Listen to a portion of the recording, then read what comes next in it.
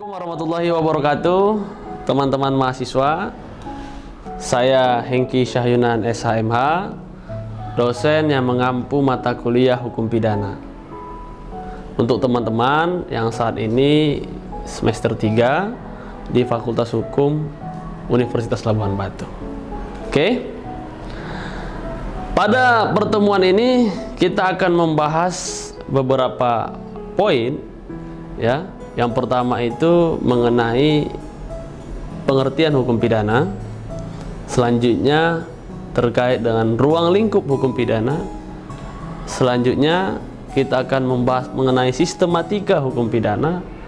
Dan seterusnya kita akan berdiskusi terkait dengan problematika atau kasus-kasus hukum yang terjadi akhir-akhir ini.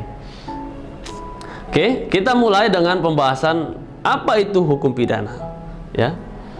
Hukum pidana itu merupakan salah satu cabang ilmu hukum yang mengatur perbuatan masyarakat, ya. Yang mana di dalam hukum itu ada kejahatan dan juga ada pelanggaran. Kemudian apabila kejahatan dan pelanggaran itu dilakukan, ada sanksi yang tegas yang diberlakukan oleh negara. Oke.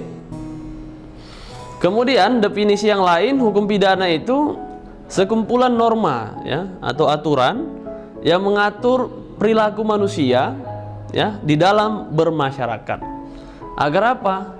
Agar hak-hak orang lain bisa terlindungi, kemudian hak-hak kita juga dapat terjaga. Selanjutnya adalah sumber hukum pidana, ya. Bila kita ingin mempelajari terkait dengan hukum pidana, kita bisa melihat di dalam Kitab Undang-Undang Hukum Pidana, atau yang umumnya kita dengar itu disingkat KUHP, ya. Selain itu, pidana itu juga diatur di dalam undang-undang yang bersifat khusus, ya. Bisa kita lihat misalnya di dalam Undang-Undang Nomor 35 Tahun 2009 terkait dengan narkotika. Bisa juga kita lihat dalam undang-undang yang khusus lainnya. Oke.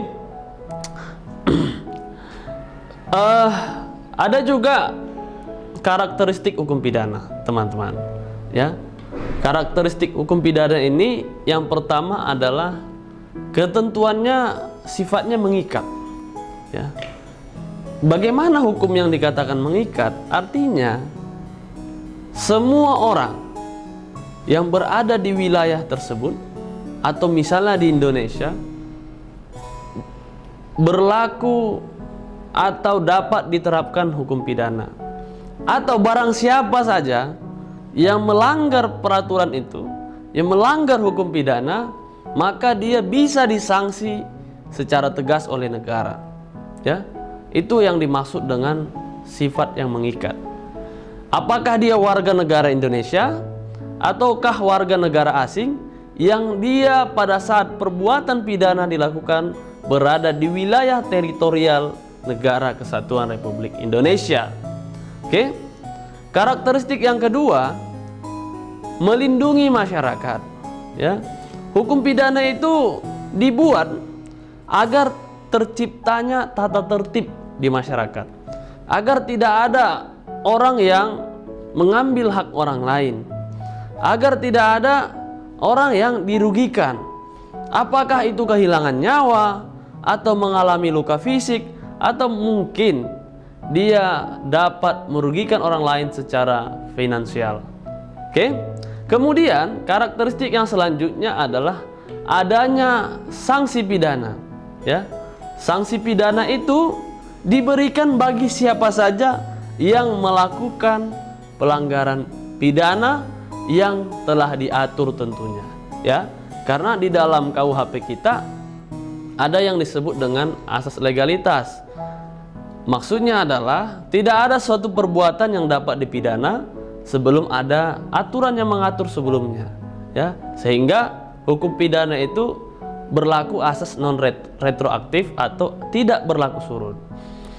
Sejak kapan perbuatan dilakukan, maka berlaku hukum yang telah dibuat sebelumnya, kecuali ternyata ada peraturan yang terbaru, ya, setelah perbuatan itu dibuat, maka diterapkanlah aturan yang terbaru tersebut.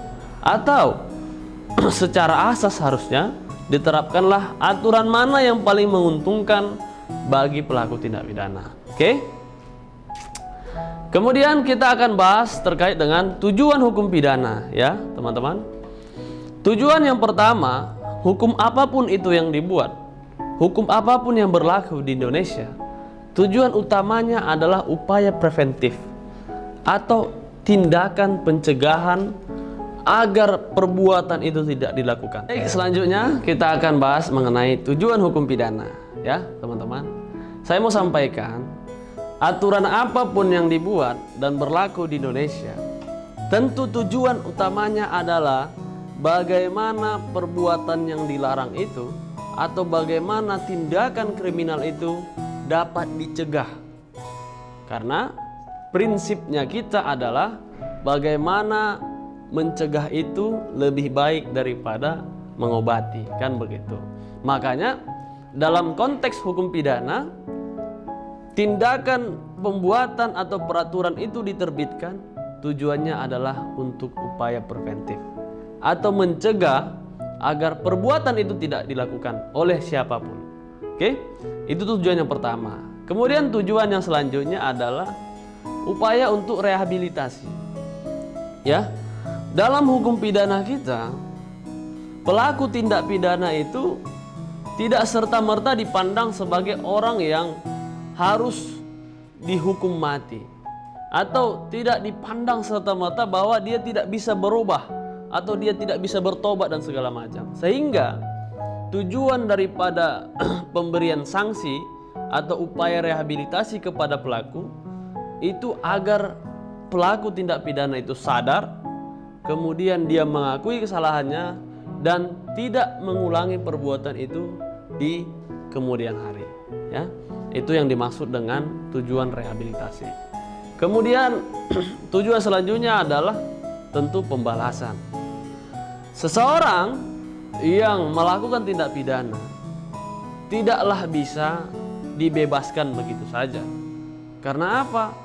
Karena dia telah menimbulkan kerugian bagi negara ataupun mungkin bagi masyarakat, sehingga harus diberikan upaya pembalasan atau sanksi yang tegas, ya, seperti misalnya diatur di dalam pasal 10 KUHP. Salah satunya itu adalah pemenjaraan pelaku, ya. Kemudian tujuan selanjutnya adalah pengendalian sosial, ya. Sifat daripada aturan hukum adalah agar masyarakat mengetahui batasan-batasan apa yang boleh dilakukan dan apa yang tidak boleh dilakukan oleh masyarakat. Oke. Kalau teman-teman ingin memperdalam terkait dengan hukum pidana, maka silahkan teman-teman mempelajari beberapa referensi. Yang pertama, silahkan baca Kitab Undang-Undang Hukum Pidana. Kemudian teman-teman baca buku Hukum Pidana Indonesia karangan Sujono Sukanto. Ada juga buku Pengantar Ilmu Hukum karangan oleh Peter Mahmud Marzuki atau CST Kansil. Kemudian ada juga buku berjudul Teori Hukum Pidana, Teori dan Praktek karangan Siddhartha. Oke. Kemudian kita akan bahas mengenai ruang lingkup hukum pidana. Ya, ternyata hukum itu tidak juga bisa mengatur semua hal. Hukum pidana juga memiliki ruang lingkup khusus, ya. Karena hukum pidana itu adalah cabang hukum, ya. Ruang lingkupnya itu adalah yang pertama jenis-jenis kejahatan, subjek hukum, dan prinsip-prinsip yang mendasarinya, ya. Yang pertama, ruang lingkup hukum pidana adalah terkait dengan perbuatan pidana. Ya, apa itu? Tindakan apa saja yang dilarang oleh hukum pidana. Ya, seperti yang saya jelaskan sebelumnya, tidak semua perbuatan manusia itu dilarang dalam hukum pidana. Kalau dia sudah diatur atau dilarang, barulah perbuatan itu tidak boleh dilakukan. Ya. Kemudian selanjutnya adalah subjek hukumnya. Subjek hukumnya ini maksudnya apa? Maksudnya adalah orang-orang yang diberikan sanksi atau siapa saja yang dilarang melakukan perbuatan tersebut, atau siapa saja yang dapat disanksi karena telah melakukan atau melanggar larangan tersebut. Kemudian selanjutnya adalah sanksi pidana. Sanksi pidana ini ya seperti yang saya jelaskan sebelumnya juga adalah upaya pembalasan. Di Indonesia dikenal banyak jenis upaya pembalasan. Ada hukuman penjara seumur hidup, ada hukuman mati, ada pidana kurungan, ada pidana tambahan dan segala macamnya. Oke?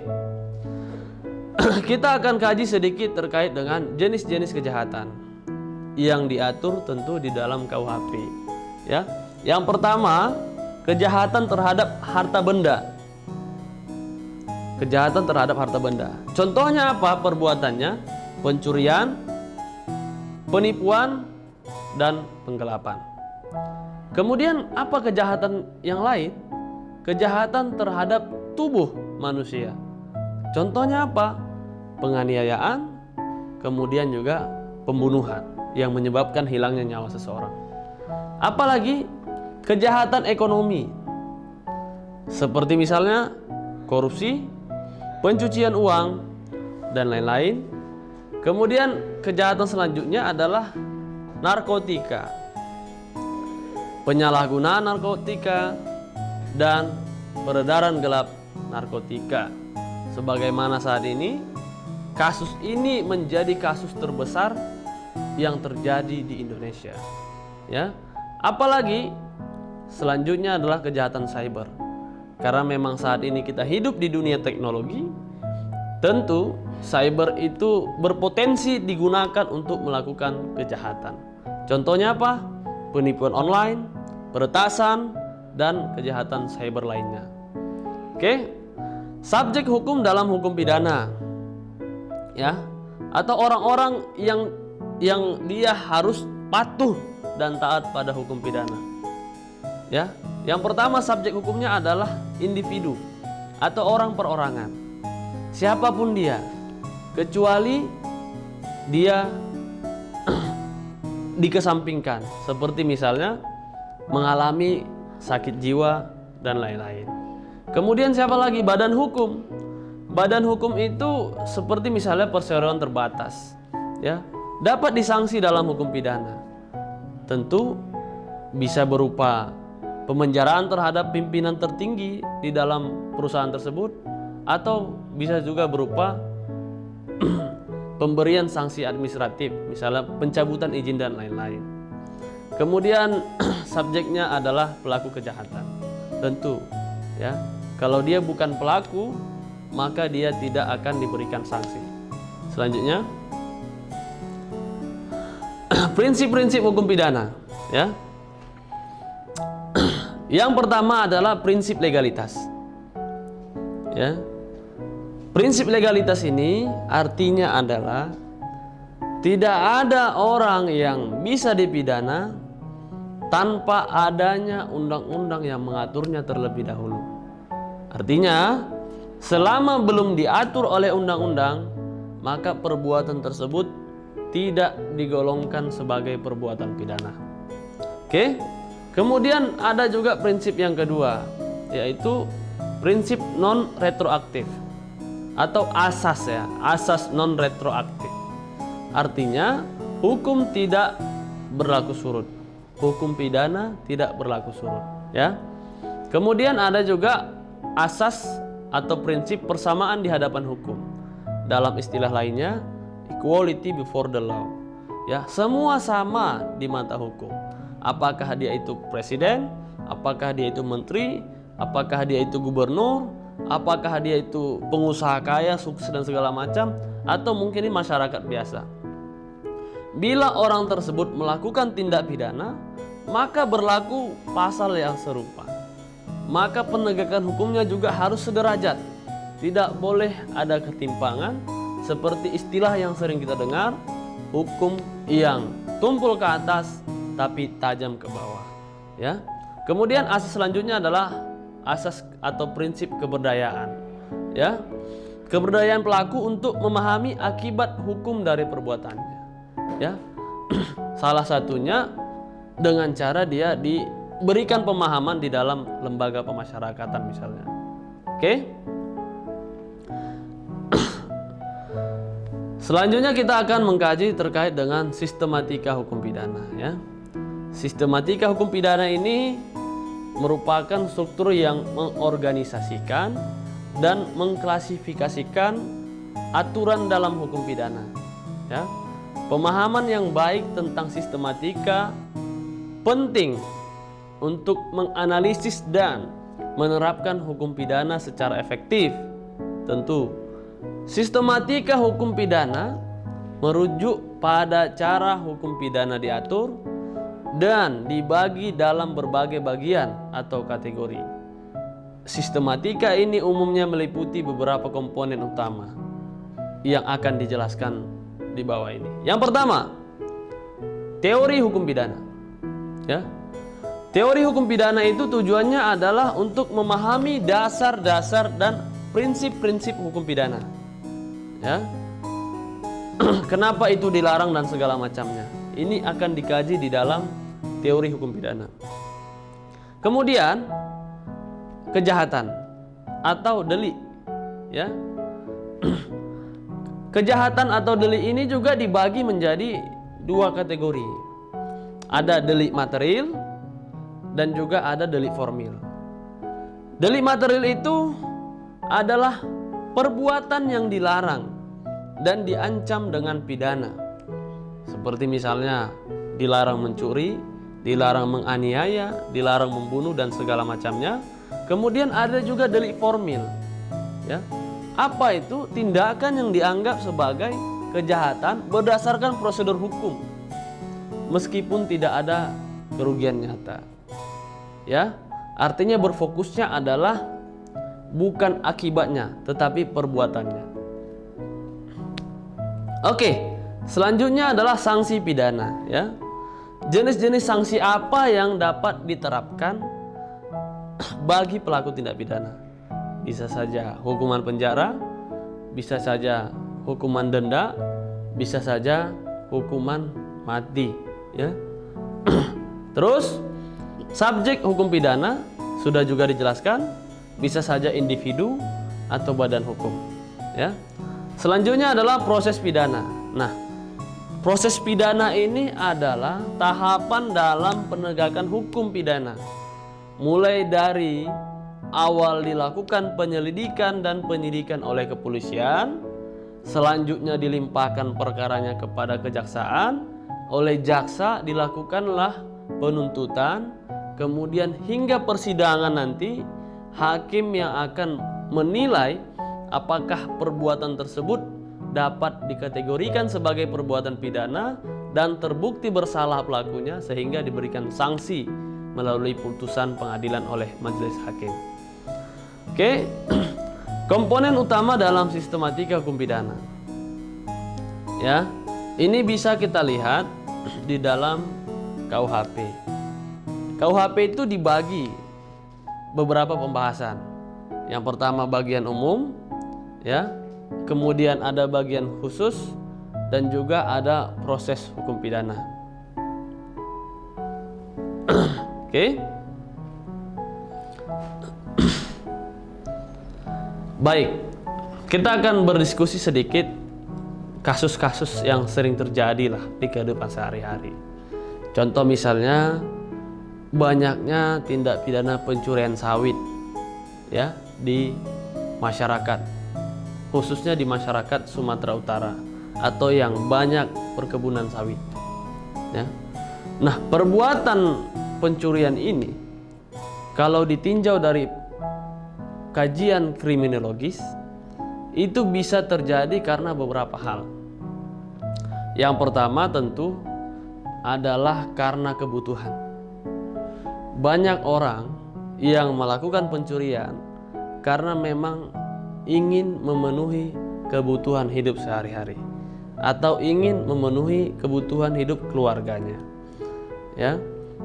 Tapi di samping itu banyak pula orang yang melakukan pencurian dikarenakan ingin mengonsumsi sabu atau dikarenakan ingin membeli sesuatu yang dia inginkan yang tidak bersifat kebutuhan mendasar, ya.